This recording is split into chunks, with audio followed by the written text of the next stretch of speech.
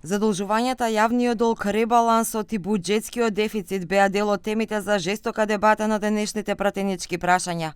Пратеникот од СДСМ Фатмир Битики праша колку власта планира да ја задолжи државата и дали со ребалансот на буџетот ќе се продлабочи дефицитот во државната каса на 6%, како што предупреди гувернерот на Народната банка Трајко Славевски.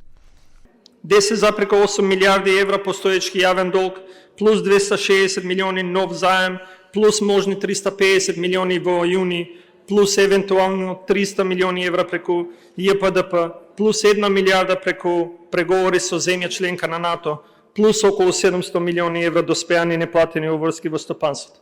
И тоа е потенцијален јавен и неплатен финансиски товар од околу 13,4 милиарди евра. И моето прашање е дали ја потврдувате или дементирате оваа пресметка?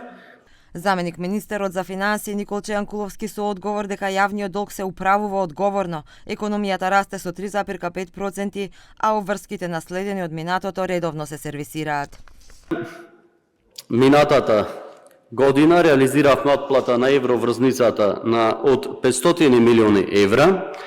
Оваа година за отплата евроврзницата од 700 милиони евра и половина од ова еврообврзница веќе е сервисирана, а половина ќе се сервисира во текот на јуни 2026 година.